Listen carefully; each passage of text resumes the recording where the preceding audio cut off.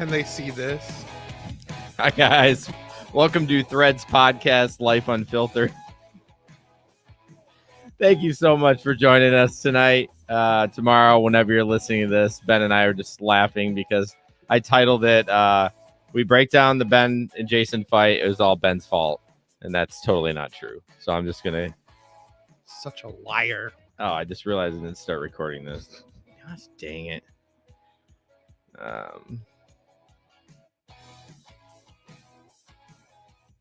All right, let's try that again. Hi, welcome to Threads Podcast, Life Unfiltered. Thank you so much for joining us tonight.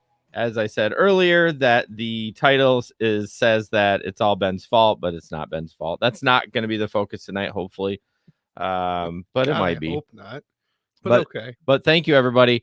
Before we jump into kind of our housekeeping, Ben's going to tell any new listener what Threads Podcast Life Unfiltered is all about. And then, we'll do some housekeeping.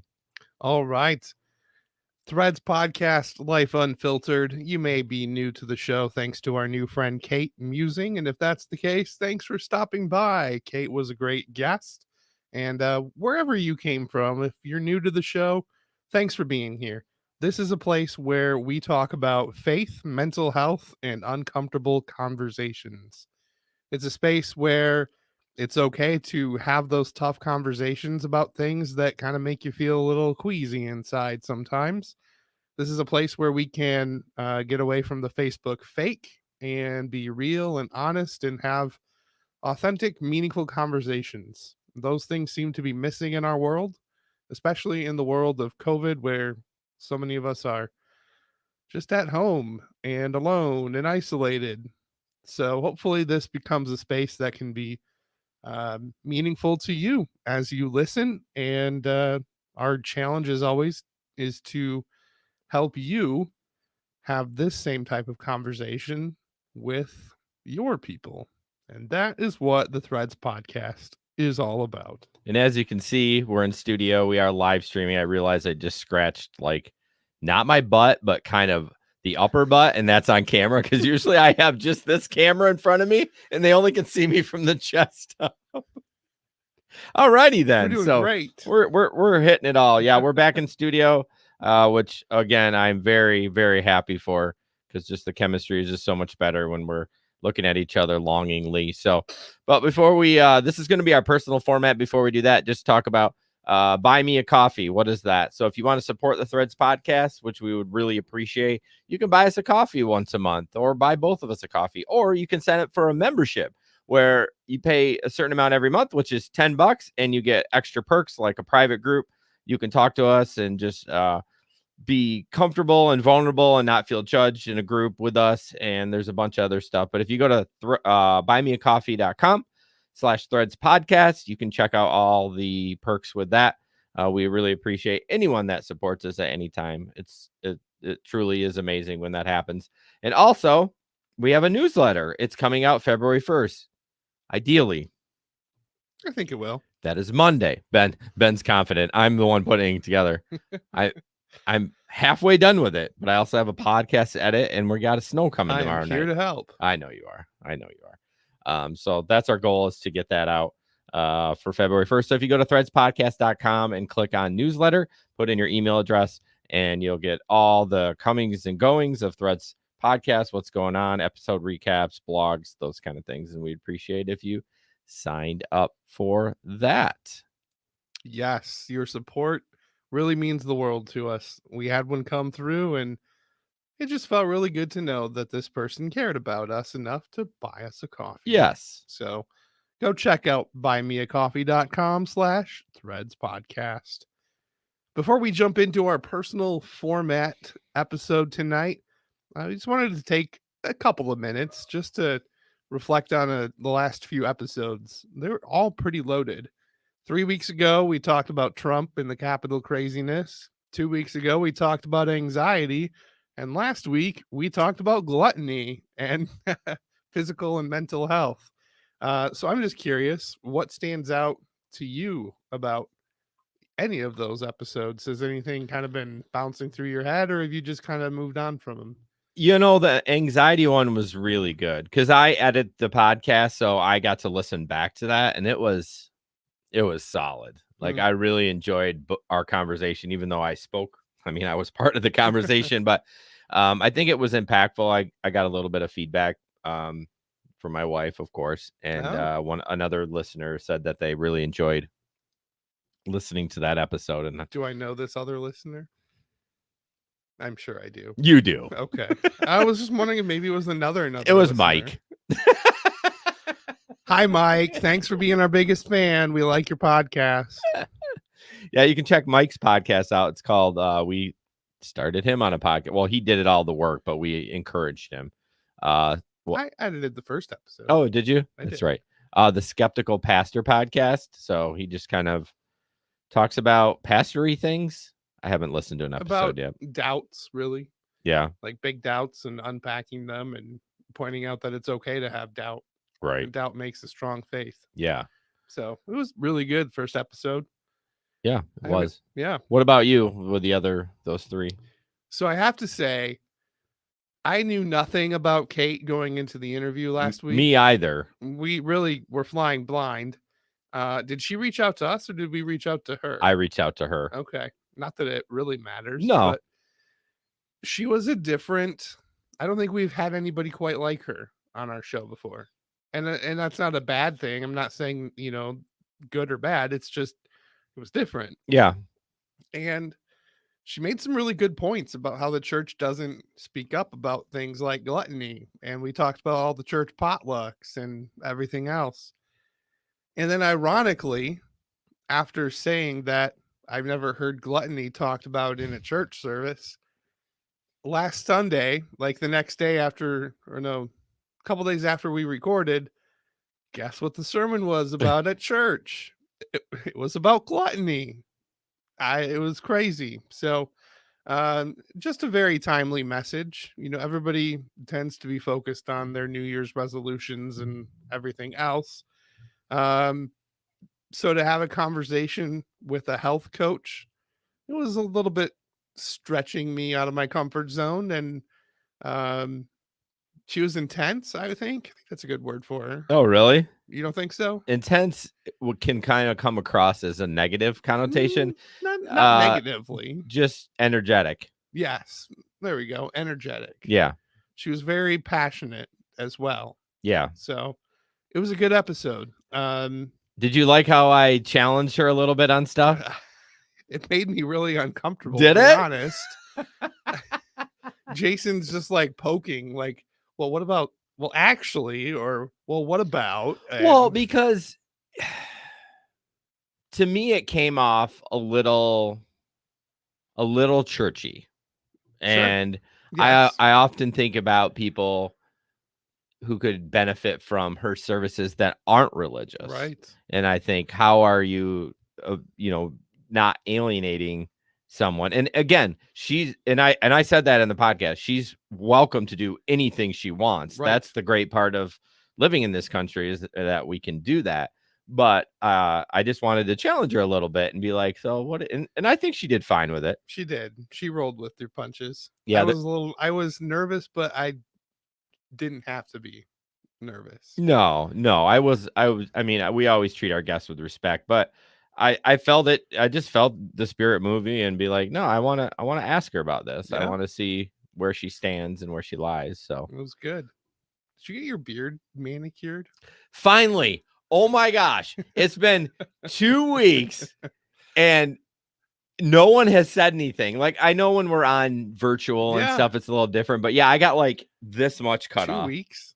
It's been that long. Yeah. So I've seen you. Yeah. The last 2 podcasts. Oh, yeah. Jesper didn't say it. And I think it's just because again, we talk about the telehealth and all that. It's not as intimate. And now that you're like staring right at me, you're like, oh yeah, it's so funny. No one has said anything. I get so teased so bad how homeless it looked, but I finally had somebody just chop it off. So nice. Thank you for noticing, Ben. You're welcome. So before we jump into our personal update, we're gonna do some icebreakers. And Ben reached out to 3 of our pretty active listeners and just asked some, what would be a good icebreaker question. And first off is Matt Philpott, and he says, I don't know what It's like this might be a doozy. Oh, okay. Thank you. This is something I've kind of pondered for the last week. Donald Duck pondered the past week. I almost screwed it up again. It's deep. What's the future of democracy in this country? This comes to mind because living in West Michigan, it feels to me like there's a number of people and politicians who are not grounded in reality, aka still arguing election conspiracy theories. How are things supposed to move forward if there's still this crap going on? I'll let you respond first. Man, what's the future of democracy in this country? Well, I would hope that the future's bright and that current leadership steers us towards a brighter democracy, but there is definitely a big question mark in my heart too. Seeing all of the people who are calling themselves patriots and they feel like they're fighting for this cause of overturning the election results, which have been certified and ratified, and like we have a new president now. It's just wild to me that people are so committed to that idea. And so while I want the future of our democracy to be bright, I feel like there's people holding it back. And that's really, it's hard to understand. I'm with Matt on that. But I saw in my neighborhood, well, that's a loose term, within a mile radius of my house, there is a home with a Trump sign in the front yard, but it's a big banner. Like you can see it from several houses away. It's large. And surrounding this banner are tiki torches that stay lit all night, even after the election. So somebody is such a strong supporter that he goes out every night and lights his torches to illuminate his Trump sign. And it's like, we have a new president. Why? So Yeah. I don't get it. I mean, how are we supposed to move forward if there's still this crap going on? What do we do? Like, I don't know. I don't have a good answer for that. Here's kind of a weird thing I thought of. What if Christians did that with Jesus? Like, how, I mean, I look at like it's like almost like a cult, like, and like Trump's their god, but yeah, I think it would be cool if someone, I mean, I don't know, like not a statue of Jesus. I'm trying to think of what would be the equivalent, but it's almost like they're worshiping that guy. Like, yeah. I mean, it's really weird. Yeah, even in our neighborhood, there's still some Trump signs up, and it's like, whatever, dude. Like, you know what? Oh, you know what? It just popped in my head. Oh boy. Do you have people that when you drive around at night have blue lights in their like, their outside lights, like their porch lights are blue? I think so. I think that's a Trump thing. I think it's support the police, isn't it? Oh, maybe. Oh, okay, maybe it's something like that. But when I walk at night, there's tons of houses that have these blue lights instead of like regular lights, and I thought it was weird. I thought it was a Trump thing, but I Maybe. could be wrong. I don't know. But yeah, I don't know. I mean, I think things will settle down. Will they? When? I mean, people get tired of it. It's still new. I mean, hope so. It's only been 9 days since he's been in office, so this is kind of a weird like perspective though. In one side, I'm kind of glad things got shook up a little bit. Like I didn't vote for Trump, but I was glad that there wasn't a politician in the White House, and I had high hopes that this was going to shake things up a little bit. It shook things up. Well, the wrong way. Yeah. But yeah, it turned into a disaster. I don't know. I think it will. I think it'll calm down. I hope so. I don't really have a good answer for it either. Like you, it's just kind of like just done with everything. I want to be optimistic about it. Like I legit want to believe that better days are ahead, but I don't know. I just don't feel like I can authentically say that it's going to be so much better. Well, it was so hard the last month. Yeah. Like it was the worst the last month. Oh yeah. So, and let's just move on from that one. Mike Vandry, GameStop stock, and now, okay, I'm reading this as it was. The dogs are running upstairs. GameStop stock and now blocking people from doing it, and why we keep protecting the rich and the privileged. So you know what's going on with GameStop. Yeah, but just the way it was written, Yeah. GameStop stock and now blocking people from doing it. Hold on one second. The doggies are wild.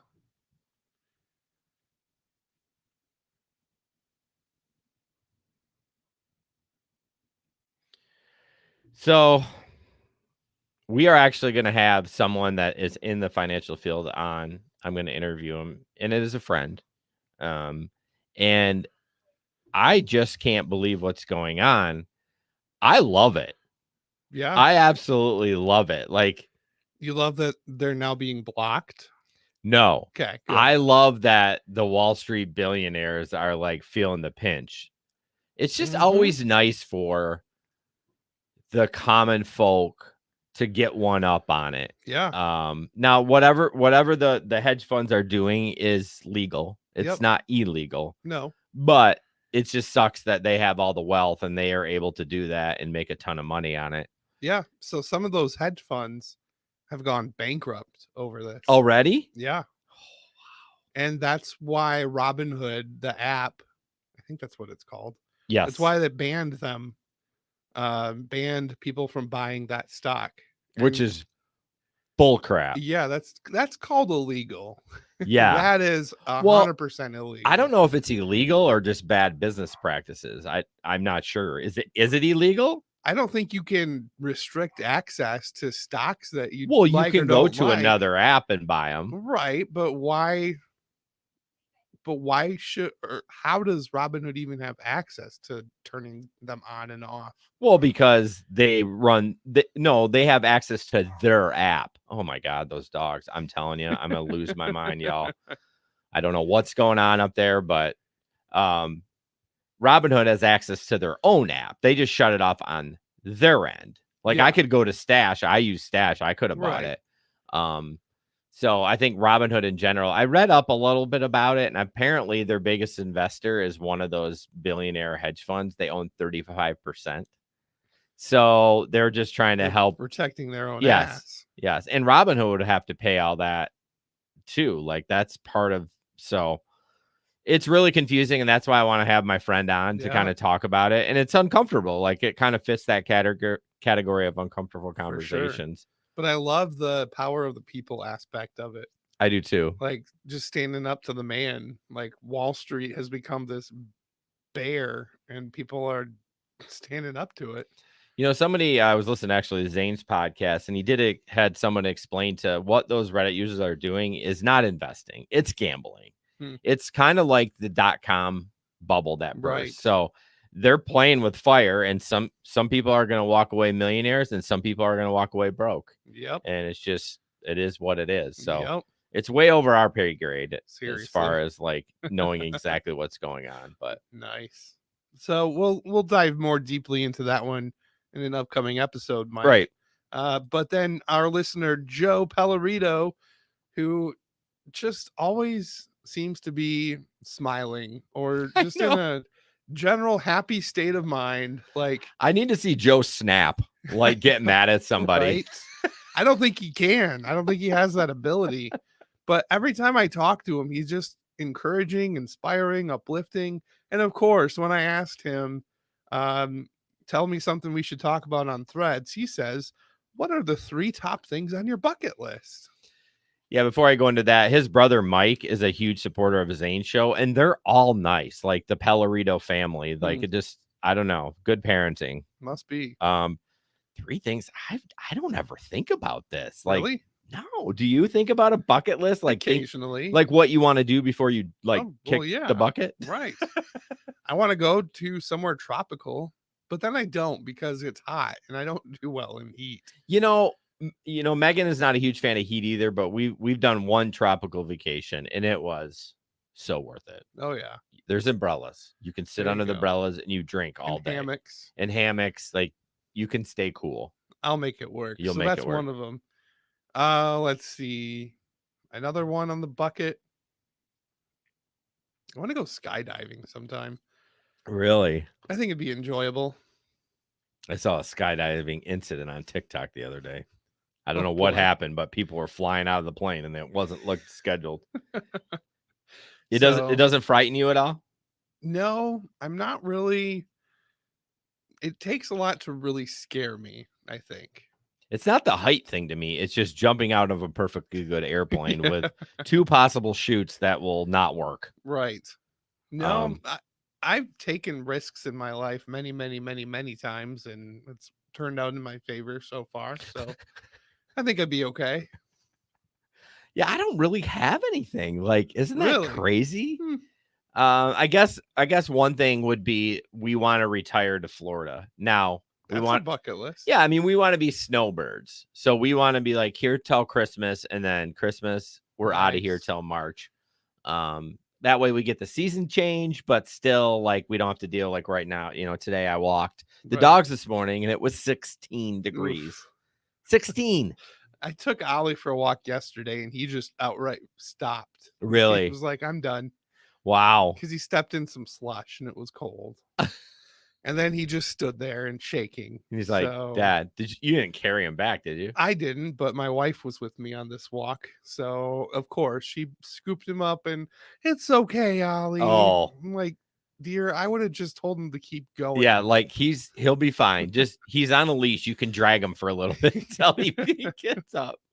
So, yeah, so I think that would be kind of my main goal in life. And then last on mine is I would just like to be able to pass on some sort of a financial legacy. Blessing to my kids. Yeah. Yeah, that's huge. Yeah. Because you can't take it with you. Exactly. Yeah. It almost makes me think about because someone in Michigan won the $1 billion. I saw that. And I'm like, gosh, can you imagine how much money you would give away? Like, you know, what would be really fun is to have that money and just be one of those like angels that swoops in like this family, like they lose their house and let's say they don't have insurance and you're like, here's 200. I gotcha. But yeah, but completely like on the DL, like you just swoop in and like all of a sudden they have $200,000 in their GoFundMe. And you're like, like, and just to know that you can do that. Like, I love giving so much. I didn't do it this year because of COVID, but usually we go out to dinner around Christmas and we usually tip like, as long as the service was good, we usually tip an insane amount of money. And just because it feels good to like make somebody happy, I'd much rather give than receive, which is shocking for me. I know people, but yeah, I don't have 3 things. I'll be honest with you. That's all right. All right. Anything else? Nope. Cool. Thanks, guys, for that. Yeah, that was fun. We'll jump into our personal update, and I just can't wait to talk about the fight that I apparently lost. Well, why don't you do your little meaningful connection first, and then we'll jump into that. Yeah.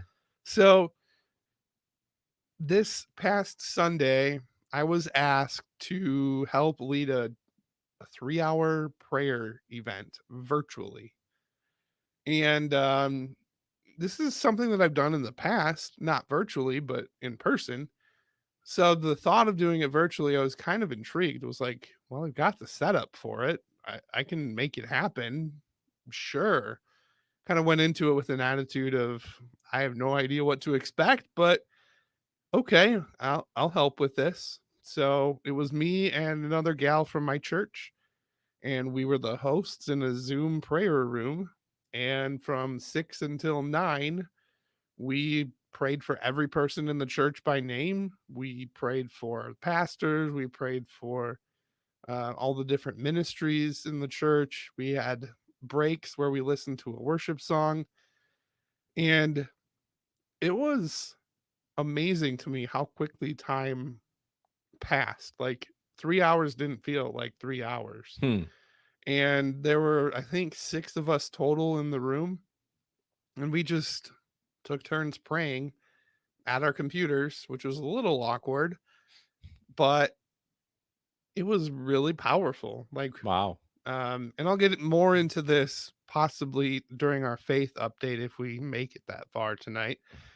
But one crazy thing that happened that was super meaningful, one of our pastors was also in the room with us. And as we're praying for people that we didn't know, we would just say things like, God, I don't know this person, but I just pray that you would da da da da da. Like Mhm. for me, there were a couple of them that I said, I just pray that you would provide financially for them in this season, and not having any idea what they were going through.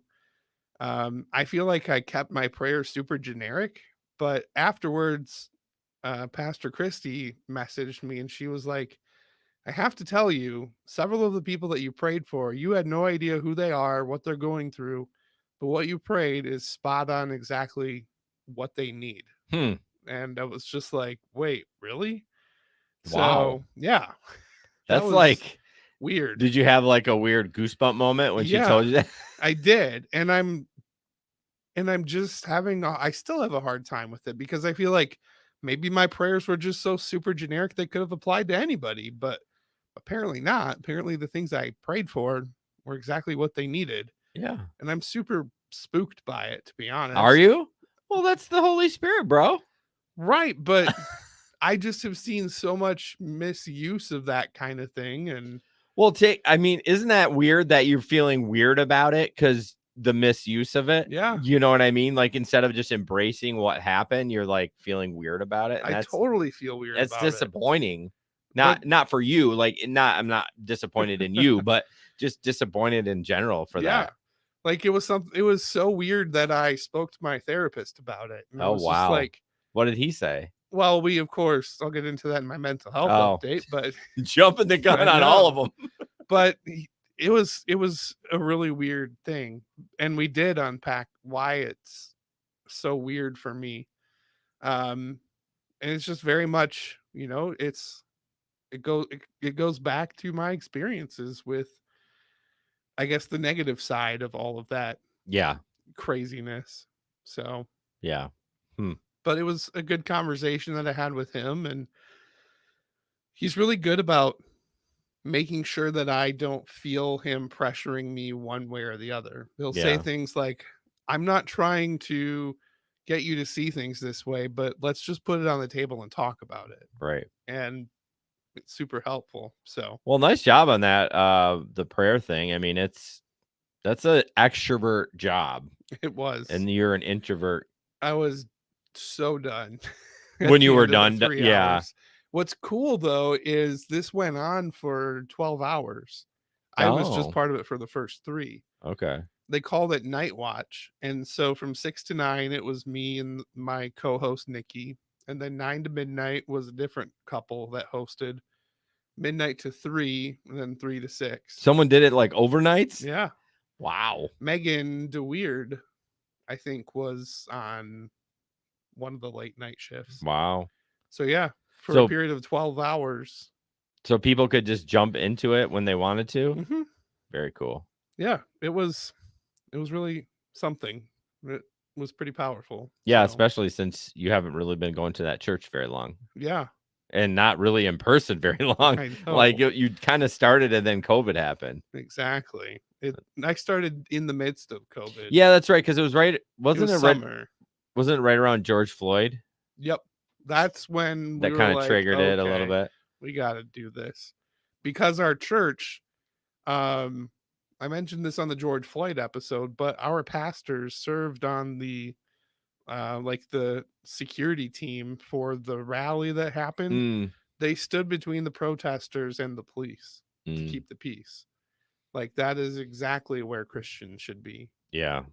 So yeah, when we saw that going down, we were like, all right, we're doing this. We had been talking about it for months, kind of ripped the band-aid off and just Yeah. made the switch. Nice. So So let's talk about the fight. The fight that almost ended the podcast. and Mike, oh yeah, What's going on here? I might have told Mike. I didn't go into details, but I just said, because he was messaging us so much when we were in this fight phase. Like he was in that Facebook thread just pretty regularly talking to I didn't us. respond to any of it. And neither did I. And so finally I private messaged him and I said, this is probably not the best time to engage in a conversation about threads. We're just going through it right now. So his first question this morning was, what was it like going through that? So you're in essence answering Mike's question. His first question to you, like privately? No, like when I asked him something to talk about, that was his first suggestion. Oh, and okay. then he did GameStop. Okay. See, this is why, like, remember when we had that meeting with Hey Guys and we talked about talking behind the back? Like, I feel bad because, like, Mike is your friend and he should be a person you go to, but now he's my friend. So it's almost like you're talking behind my back. But I didn't give him any details. Right. Like I would with our partner. See, we need to stop having people be part of our podcast life and like just our friends. Like, this is a friend. He's not interested in podcasting. I'm not going to pressure him.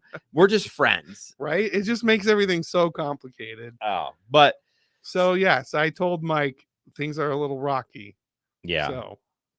So I'll try to remember. So I go through bouts of inspiration, and as some of you may or may not know, Ben and I are doing Threads. I do another podcast with Jesper, and then we have a media company, and we help people start podcasts. And like Mike. So we've been all working together as business partners, as hosts, as friends, and it can be challenging. And so every once in a while, I get a wild hair and I want to like push this company forward, and I have more drive than the other guys, and that's okay. It's not a cut on anybody. That's just how it is. And let's be real, in this season, your employment looks worlds different from ours. Yes. And I have more time. I have a lot more time. I only really work about 6 hours a day. Yeah. So, yeah. So basically I was inspired and I send this long message. It was like 4 or 5 minutes in a Telegram group. Oh, by the way, we've been in Telegram for like 4 years. I know. So when you hear the word Telegram, we are not right-winged. Yeah, we could talk a long time about that, but we don't use Telegram to support right-wing efforts. We've been on Telegram for years and years, long before it became a thing. So basically I send this long message on Telegram. I don't feel comfortable with it when I release. And then Ben immediately, it was basically like, I want to grow the business. I want to start moving forward. Immediately, Ben, without any processing, messaged me personally, says, hey, I don't have any time, blah, blah, blah. Great message. I appreciate him nipping it when he did, but it really took me by surprise and it very frustrated me. So as soon as I listened to Ben's message, I went into the main group and I deleted the message. And our partner Jesper had not heard it yet, which I was unaware of. I didn't know that you went in and deleted the Telegram message. Right. So Ben then goes and messages Jesper and says, what do you think? I don't know what you said. What did you say? I think I was just asking. Okay, so in this message, if I want to say it and be nice as I say it. To say it. I mean, we're all over it. I kind of called out Jesper a little bit. I know. And that's why I dumped it. And not me. And so I felt like I should be called out too, but I wasn't. So then I messaged Jason like, hi, here's where I'm at. You didn't mention me in your message, but here's what I think. And then after sending that, I hopped into Jesper and I just said, hey, I don't know if you heard the message, but just wanted to make sure you're okay. Like, that was my concern as a friend. And you see why I was frustrated where I didn't say anything about you in that message? And then you're like, hey, I don't have any time. I'm like, bro, I didn't ask you to do anything. Well, I felt like I was being included, but I don't know. I felt like it was passive aggressively including me.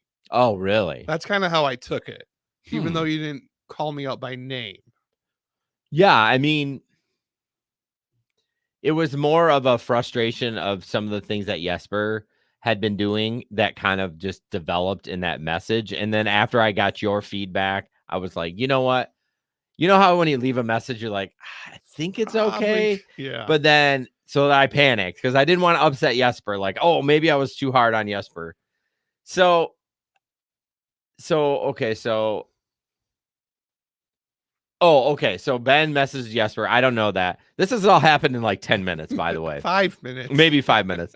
Then Jesper messaged me. I'm like, hey, man, what's going on? Just heard some things, blah, blah, blah. I'm like, what the? And I was like, I lost it. Yeah. I lost it. Yeah. I'll agree with that. And assessment. I messaged Ben back. And if I get this stuff out of order, I messaged him back and I was like, I basically told him to F off. And I said, you're what I say? You're ultimate snitch. betrayal. Yeah, your betrayal and blah, blah, blah. And snitch. And I went hard. And in the I paint. just kind of listened to it and didn't say anything. No, you did not right away. Like I waited 24 hours before I opened Telegram. Yeah. Was it? Yeah. After I said that to you? I go back and show you, but I can't. Well, we'll get to that point, damn it. Yeah, it was 24 hours. Okay. It was 10 o'clock ish the day you sent it, and then I in the didn't morning respond until 10 o'clock the next morning. Well, anyways, so that happened. And then you're gonna have to fill in the deets after that because it gets a little weird. It got real weird. It got so weird. So 24 hours go by, and I was trying to give Jason some time and space to cool off, and I didn't want to add fuel to his fire. So I just let the time pass. And then I reached out about Threads because I was like, are we still on for tonight or what's going on? Oh, yeah. And he was basically still. Yeah, I said no, and I don't really care at the moment. Yeah. Passive aggressive as possible. Yeah. And then I was like, okay. And then I didn't quite know how to respond. And I don't think I did for a little while. No, it went back and forth. And he kept saying, I don't know what you want me to do. And I kept saying, well, if you don't know what you did, then I can't help you. Yeah. And that kind of went back and forth. And I just kept getting angrier and angrier. And I legit was still trying to figure out. Because at one point you said you owe me an apology. Yeah. And I'm thinking, what did For I do? what? Yeah. And then when you said that to me after I said that, that's when I may have deleted the chat. So sure you did. So in Telegram, basically it tracks all your messages, your voice messages and everything. It's a great app. It really is. Like you can search for stuff that's 2 years old and find it. It's amazing. Well, I deleted it and it said, are you sure you want to delete it? And I was so angry. And it says it'll delete for you and Ben. I was like, yes. And then it counted down 5, 4, 3, 2. And then at 2, I'm like, it won't really delete on his side. 1, 0, deleted. And it deleted all our history. Everything. Our links, our pictures, voice messages, links, passwords, anything that we had chatted about. Yeah. So that was a pretty low point. Yeah. I can say, and I feel really bad about it. Not as bad as when I told you to F off. So we ended up, how did we end up like, I don't know. It was like another 12 hours we didn't talk. And then I had therapy. Yeah. And then I circled back to you and said, I effed up. Yeah. My therapist didn't tell me that. I just had some clarity. And then Ben and I talked, and I will own the fact that I went to Jesper and I just checked in, but it's not that I was snitching. Right. I was just genuinely concerned, like, hey, how are you? Yeah. Thinking he had heard the message. And I assumed you saw that I deleted it, so you were just being shitty. No, if I had known you deleted the message, I would have helped you keep it from Jesper. But yeah, possible. And it's not like where we were trying to. I just didn't. I was like, you know what? If Ben has a problem with this, I didn't even mention him. Jesper's really good, and I'm like, why cause the pain? Like I'm gonna delete it because why cause the pain? I effed up. Like this is my chance because I looked. And it said you were online, so I just assumed you saw me delete it. Doesn't mean you were in that chat. No, it was just online. You were just online. I was probably talking with Jesper. Yeah, so it just got weird, and maybe not even weird is the right word. Well, communication was broken, yes. and if I could have seen past red, and we had time to talk, that I think it would have been solved. And once you explained it a little bit more and I could reflect on that, I think it would have been different. And just for the record, as we're recording, I did tell Ben to F off, and it was a hard F off. It was, pretty firm. and I hurt his feelings, and I disrespected him, and I appreciate you telling me that. And again, I'm sorry for doing that. That was one of the demons in my life with my broken brain. I'm not using it as an excuse. No, but it's not an excuse, but it explains things. I mean, and so one thing we decided, and one kind of good thing is like, I think when I said when we are struggling, we need to visually FaceTime. Like we need to like have a phone call, not this Telegram bullshit. Like I want to see your face. And I know it's a little uncomfortable for Ben, but I think it'll be helpful. We haven't had to use it since then, which is good. But I seriously thought about, were you worried that I was going to like go into Podbean and like delete the, yeah. Oh yeah. Were you? I'm surprised you didn't go in and change the password. It wasn't my place. Yeah. I mean, we both own it, so it is your place to protect your interests. Yeah, well, I just wasn't going to go there. But in conversations with my wife, because we talk with our wives. Of course, we tell you our wives everything. Yeah. I said to her, I'm not sure we're going to survive this one. Yeah. And I was like, this might be it for Threads. And what's so disappointing to me is it was all my fault. Like, I mean, you had a little playing when we were kind of fighting. You were kind of sarcastic and a little snarky and whatever, but it was almost all my fault. And it just like, that actually frustrates me more. What's interesting is it hurts me to hear you say that. Does it? Like, I just wish you hurts the right word. Well, I just wish you had skin in the like in the fight. Like you actually did F up. Did I? And I feel bad saying I didn't do anything. Like, how messed up is that? Well, the funny part is like when you did send that initial message, while I was frustrated with you, I wasn't at the anger yet because I hadn't deleted the message. In my head, I was like, I'm kind of proud of him. He's just like, hey, this is where I'm at. Like he said no. I have been working my ass off in therapy, it's just a general theme of my life right now. I am putting my absolute best foot forward possible that I can. Yeah. And so you're right. I gave you my legit top of mind, this is where I'm at answer. And it was a great 1-minute message, and it was respectful and honest and all those kind of things. It was perfect. But then Jesper messaged me after I deleted the message, and that thoughtfulness went right out the effing window, and I could care less about Ben at that point, and I wanted to kill him. Wow. Well, not literally kill him. But, oh, man, I talked to Megan, too. Like, I'm like, what do I do here? Like, no one could help me because it took finally therapy and you explaining it to me to see the light. I still, up until therapy, was spitting nickels. It's such a funny phrase. Isn't that a funny phrase? That's like an old school phrase. So yeah, I mean, it was hard because I really felt, as much as I feel bad that it wasn't me or whatever when you're talking. Yeah. In the moment, I really had to keep my guard up and just be like, I'm sticking to this. Like, I really don't feel I have anything to apologize for. See, and again, I applaud you for that, but this is where we should have talked on the phone. Like, instead of doing this texting back and forth, sure. Like you would like, and I know you probably didn't want to, because you're probably worried if I was going to be like super pissed, but I just feel like such a dick. Like, I'm like, why didn't I see through? I had been struggling, and I still am struggling with whatever. I don't know what to call it. Fuckery. Oh, damn it. Oh, shit. I'm going to have to beep that. I edited it anyways. But that's what I've been calling it. I've been calling it, actually. I'll beep it again. Fuckery cloud. Talking about like COVID and everything is going on with our government. It's just like a fuckery cloud. There's 3 beeps I'm going to have to do. But that's what I call it. And that's what's been going on. I told that to my therapist. She thought that was pretty good. That's good. But I mean, that's what's been going on. And I'm not using it as an excuse, but I mean, I'm sure a lot of people are dealing with the same cloud.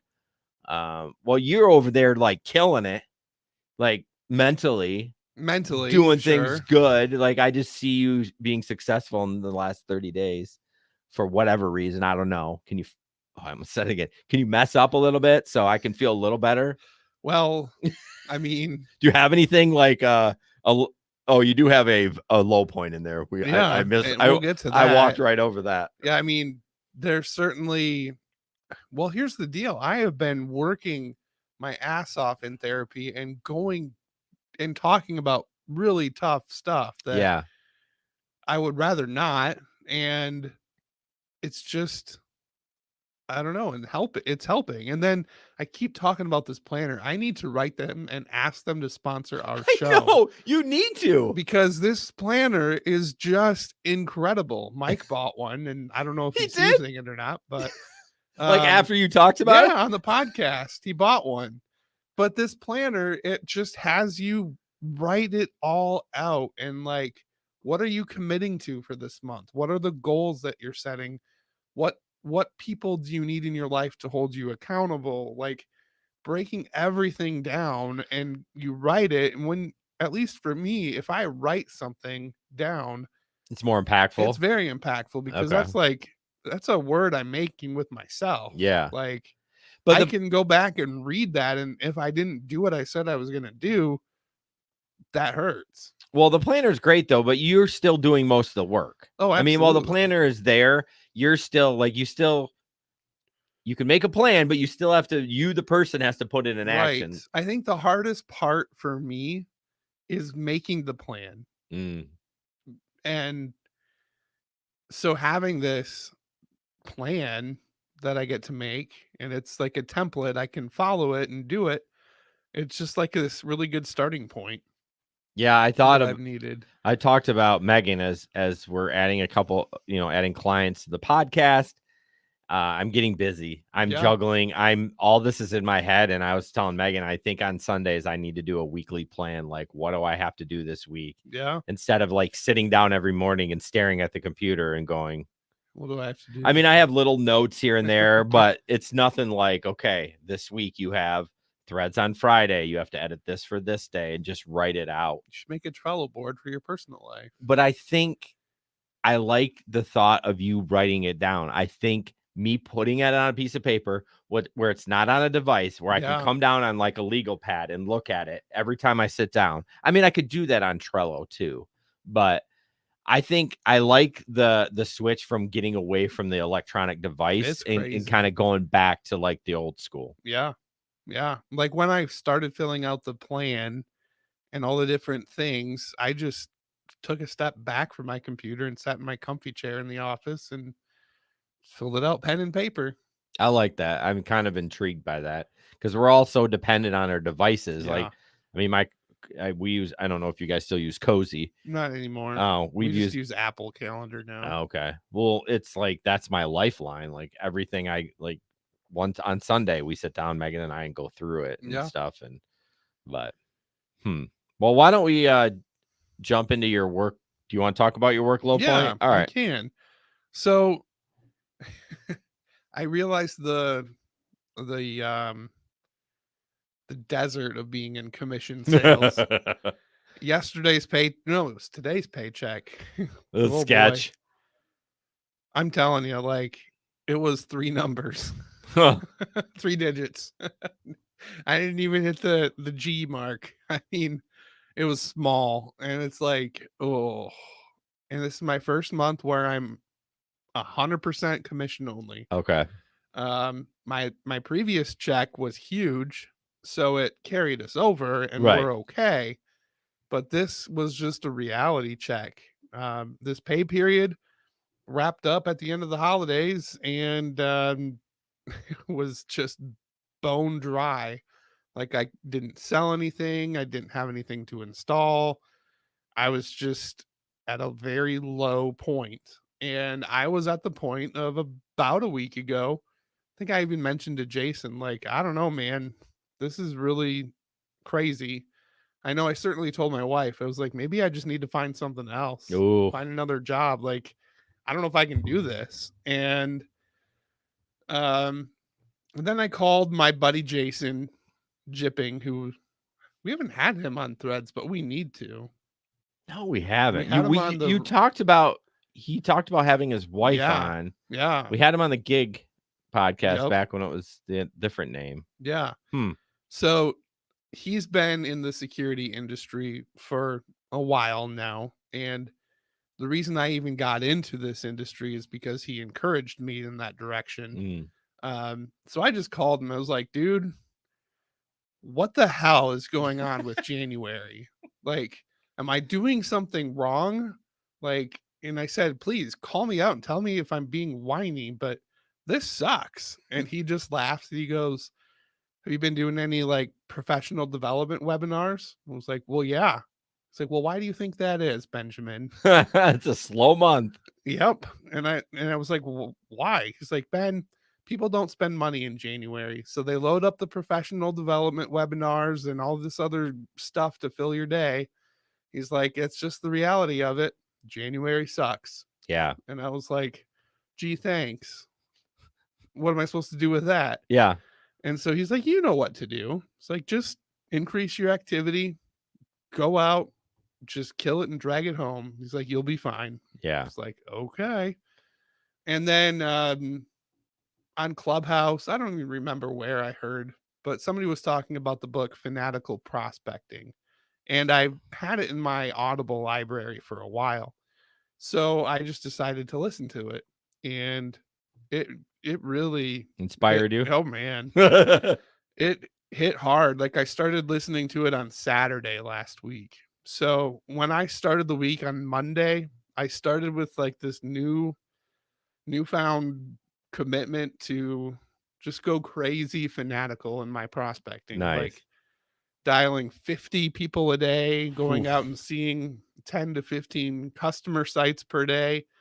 And it's amazing what that turned up. Yeah. Like, there are so many opportunities that I now have to pursue in the month of February because I did that hard work.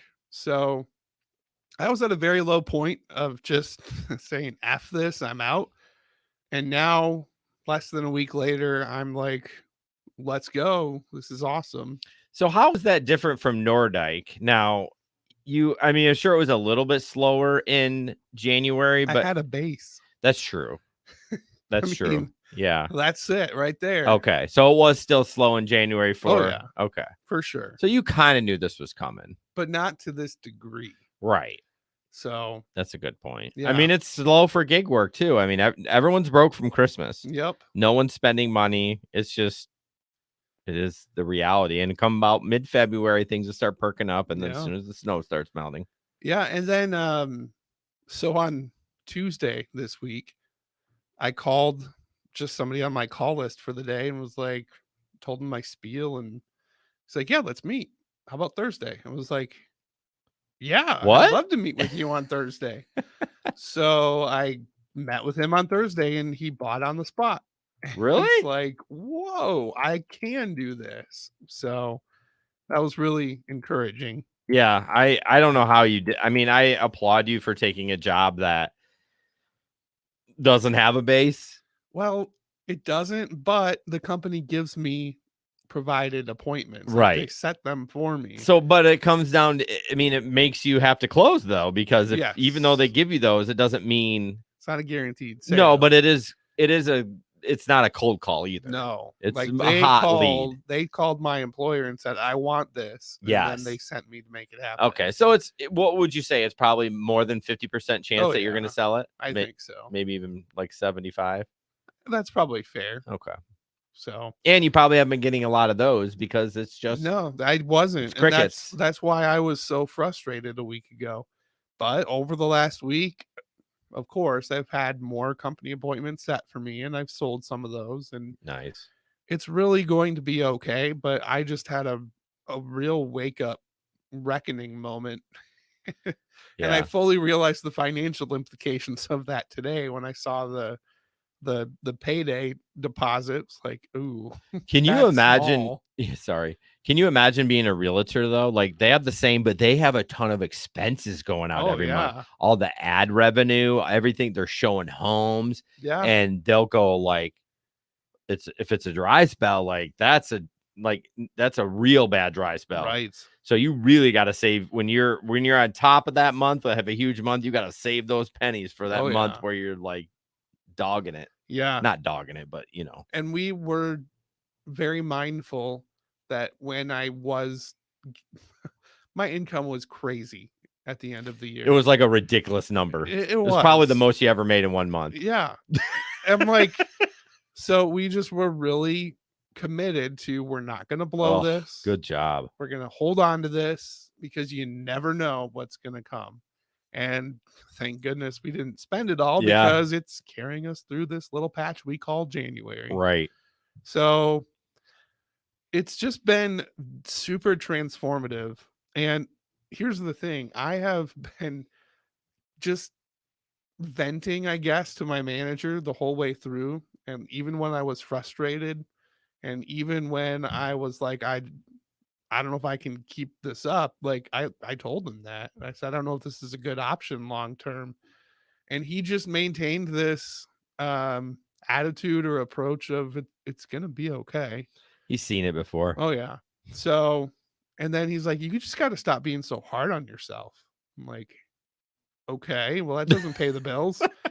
But I took his advice seriously, and I was like, whatever. I'm not going to take myself so seriously. I'm going to go out and I'm going to make all these calls because I can do it. Yeah. And let's just make shit happen. Yeah. And I did. So it was a good turnaround moment. So what was a valley a week ago is now I feel like I'm on the climb up the mountain again. Nice. So very good. Yeah. So we're going to skip the faith as we're, 55 minutes in. We're going to jump just into mental health and just kind of wrap up the show tonight, which it's been good conversation. I'm feeling really good about, not about our fight, but just I'm just feeling really, I don't know. I feel like I wanted to talk about. Ben did not put this on the rundown. I sure did. I edit. Ben puts the rundown together and stuff. He does a lot of the show prep, and he didn't put it on there, but I did. I was like, I need some closure on this. And I feel like I did. So are you upset that I told Mike why we were being quiet? I mean, why we're being quiet? Because you said you didn't give him any deets. So you just said said we're having a fight, basically. Okay. I don't know. I mean, I did a lot of soul searching about talking behind people's backs, and while it feels good in the moment, it doesn't work long term. Now I know you weren't doing that with Mike or Jesper. More just, well, I guess if the table was turned, I think I might feel a little miffed if you told Mike that here's why we aren't saying anything. But I don't know. I didn't think you were in a space where you were going to tell him, hey, this is why nobody's talking back to you. Yeah, I wouldn't. I just would not respond. I would have probably circled back. Yeah. So it's probably good that you did. Yeah, Mike and I are just, it's a new relationship. It is. I'm learning a lot about Mike. And I'm enjoying the time that we've, Telegram time that we've spent together. But no, I'm not miffed about it. Okay. No. Because when I brought that up, it was like, oh shit, I didn't tell them about this part. I mean, you have to have a friend outlet. Yeah. I feel like you have a lot of friends. I don't have a ton of friends. Shocker, right? But I kind of wish you and I met on different circumstances. Sure. We didn't work together.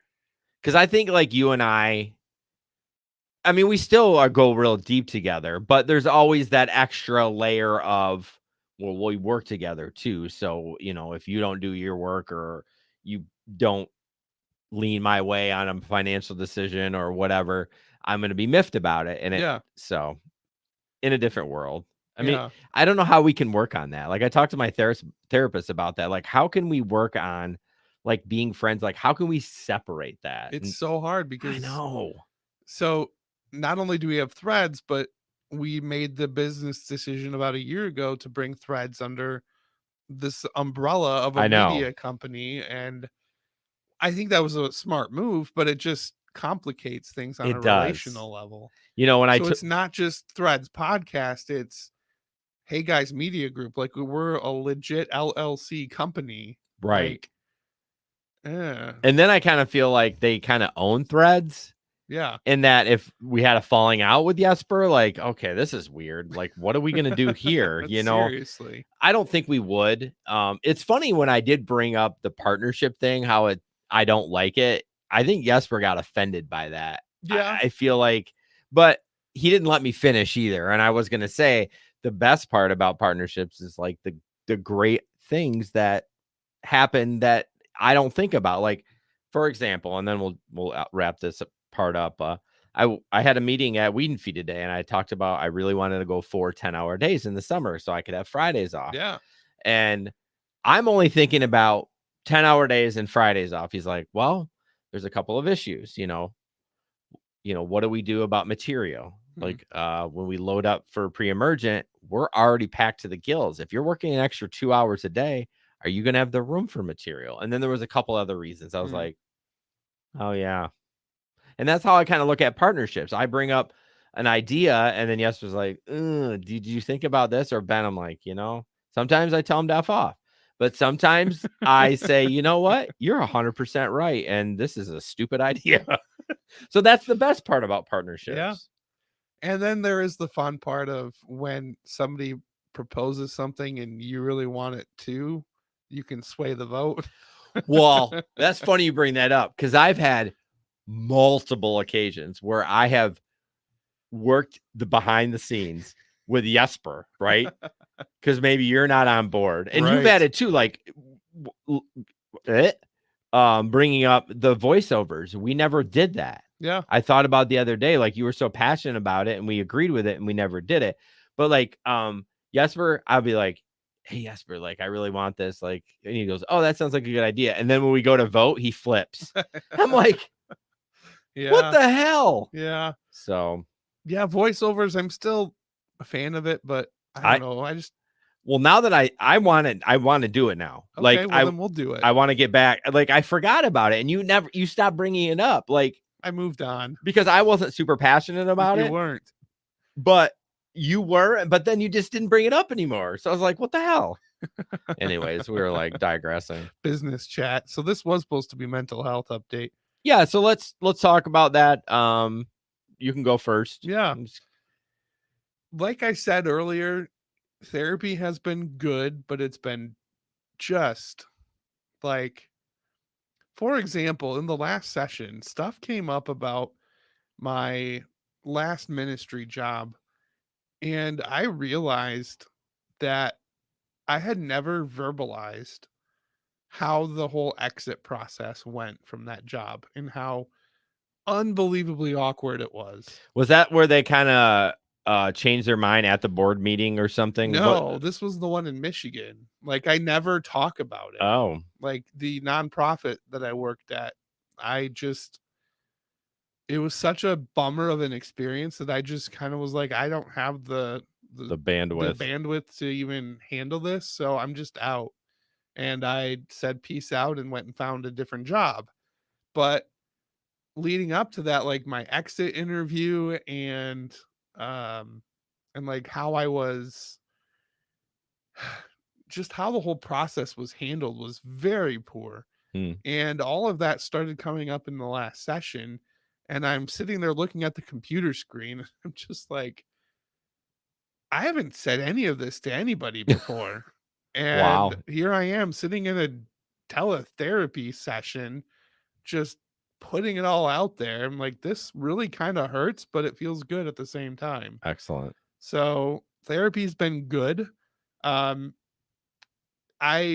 grew up, our whole family has just kind of been sweep it under the rug type of people. Yeah. And so with this past experience, even though it was a short-lived time of employment, it really did bother me. Yeah. But I swept it under the rug and I didn't talk to anybody about it. And I was just like, all right, this happened. Moving on. Which that's how you need to deal with it, but you should still talk about it. You should have that attitude of like, well, this sucked, I'm moving on. But if you don't have closure on it, you should still move on, but still talk about it. Yeah. Like it was to the point where I was in tears in the session. I'm just like, well, clearly this is bothering me. Right. I haven't talked about this with anybody, and it just feels so good to get it out there. Yeah. So I kind of like, this is kind of funny, but not funny, but I really want to have a good cry. Like, I've never cried in therapy. Really? No. Wow. I've teared up a few times, like, Well, I guess welled I'd up. more tear up than cry, but Yeah, I don't know. I just feel like that's another kind of one of the reasons I'm terrified of the EMDR is like I'm afraid I'm gonna like open some floodgates and I know it'll be beneficial in the long run, but I feel like I'm gonna open it up and it's just gonna be like a shitstorm of well, what happens? Bear with me on this analogy. What happens with a firefighter? They open up the floodgate and they let the water go. What happens? The fire goes away. yeah, true. Yeah. So But do you ever feel like sometimes see most of my stuff comes out in anger, but sometimes I wish I could just sit down and like just cry about shit. Like, just not.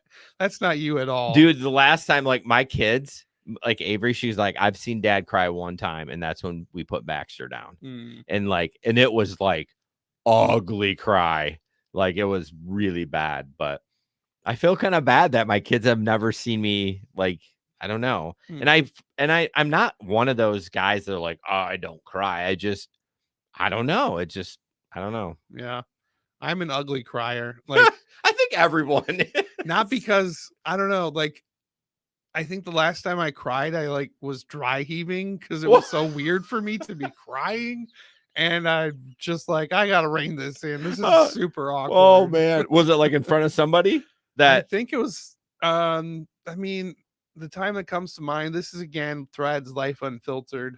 It was probably I think it was on the vacation we tried to take one Christmas to Chicago. with your nuclear family, right? Yeah. Okay. And both of my kids were having freak out meltdown moments. Okay. And I was just beyond Overwhelmed. just like so pissed, Yeah. so sad that my kids were experiencing the emotions they were, but angry too. And Because you just were on like, vacation yeah, and you're like, you're this doing all this fun is stuff. supposed to be fun, and you guys are effing this up. Like, Vacations are terrible with kids. Can we yeah. just put that out there? Until they're older, like they are now, I mean, of course, COVID, but Yeah. you know, I feel like Miracle has been just being a rock star lately. So Oh, I'm it's super excited incredible. when COVID, super excited, when COVID's over and y'all can go on a vacation Yeah, just to see and how much enjoy better it. it is. Yeah. Yeah. It was so bad though. I just remember like so the kids are freaking out. I start to lose it. Andy just rolls her eyes and sighs, and I think she just stepped out of the hotel room for a few minutes. And I'm just like, all right, get yourself together. Yeah. Like, be the man here. It's crazy. It was hard. So that's the ugly cry story for me. Yeah. So as far as therapy goes for me, I told Ben, I don't know, was it last weekend? Like I'm just like so out of sorts. I don't know, because I had said something else that maybe I circled back and said, was that mean? I don't know what it was, but I've just been out of sorts. And we talked about the cloud. I don't know what it is, but yeah, I'm actually exploring getting on meds. Now I'm on Cymbalta, but I don't really think it does. I mean, I don't know. Originally, I got on Cymbalta for pain because it has a weird side effect where it can help people with pain. It never helped me with pain, but I felt at the time when I was taking it, it helped me with like mental issues. Sure. But I don't feel like it's doing it now. And I don't know. It's not just you or that I'm struggling with. I'm struggling with my wife. You know what I mean? So it's like you and her are like well, other than my kids, of course, are like important people, and I don't want to F it up. Yeah. You know what I mean? And if it means I need to be on a low dose of whatever medication, try a few, I think I'm willing to do that. Yeah. I've been on the end where it was helpful and I needed it during a certain time in my life. Like I needed it. Like back when I was ugly crying within the hotel room. It was around that time. You needed meds and Jesus at right, that moment. and a big old beer too. But it was that time where I was taking the antidepressant and I absolutely needed it. Yeah. But over the last year, I've just been making strides, and especially more so recently. And so I guess what I'm saying is it's okay if you need it for a certain time. Well, I think I've become to the point saying I'm okay if I need it forever. Yeah. I'm okay with that. So I guess as your friend, I hope that's not what's needed, but But until these wires in my brain get rewired and switched around, I don't know. Like, Well, go do the effing EMDR. well, I'm not doing it. Telehealth. I That's know. bullshit. Like, I'm not doing it. I know. So I guess my encouragement to you is, yeah, if it's going to be helpful during this time, absolutely. I just don't want to see you not do the hard work of EMDR. Or Right. other And just do the therapy. meds. Right. Is Yeah. that what you're kind of getting at? Yeah. For sure. I Like, totally get that. because I've been there. Like, there was a time where I would just continue taking them because it was what I'd been doing for a couple of years. And I do have therapy tomorrow. And one thing I'm going to go to explore is like, can I do EMDR on meds? Like, because it's supposed to dull things to take the edge off. Is it going to prevent me from really exploring the depths of hell? Yeah. Yeah. I don't know. I know for me, I started seeing my work performance really fall off a steep cliff when I was taking them when I didn't need to be. Really? It was basically zapping my motivation to do anything. See, that's what I worry about. I worry about it's going to do my creativity. Now, I had been on Depakote and Lexapro. Now, Depakote is pretty hardcore, like back in the day. And I was like numb to anything. Like I could watch a baby deer get run over and I'd be like, whatever. Bambi. Oh, no, I would be like, whatever. Like I wouldn't feel it. And I hated it. So I got off those because I was like, I don't like this. So I don't want to be on something like that. And that was like 20 years ago. Sure. So I know meds have changed and technology is a little bit better, but so that's where I'm at on mental health. Yeah. Gonna explore some meds and just try to. It'll be good for you. Yeah. I think I support you in that. I don't think. I know I support you. I do support you. I do support you in that. So there you go. What's your takeaway from this show? Like as we kind of wrap up, we're gonna skip Faith tonight, I think. That's fine. It was just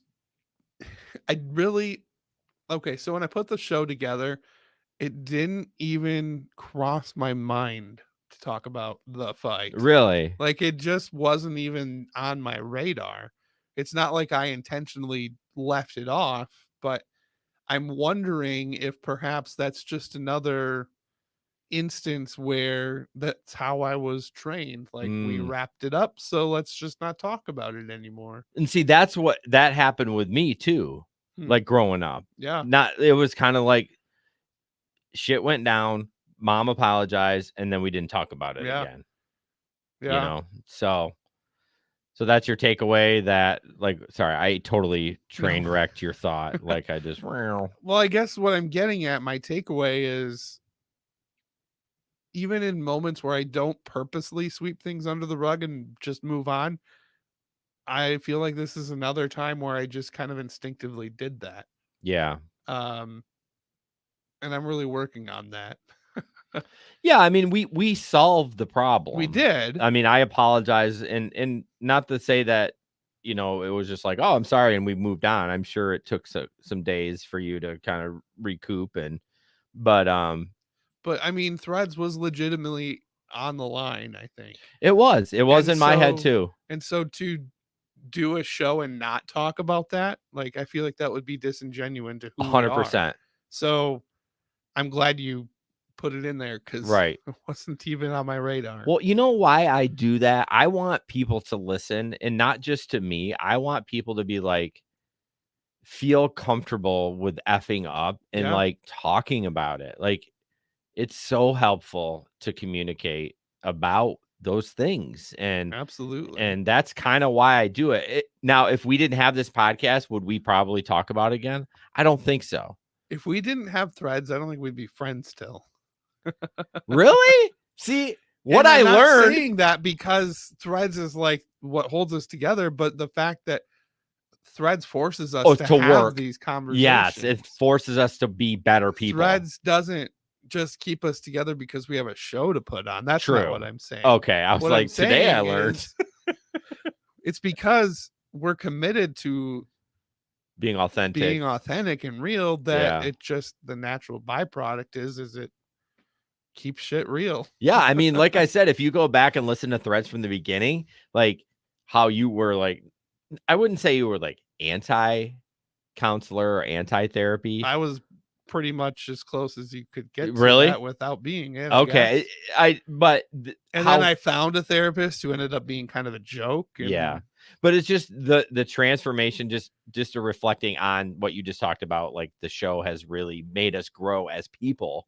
Absolutely. Is like you can just look back and just I mean, I can't wait for like maybe our kids to look back, or especially yours, as far as like your transgression. No.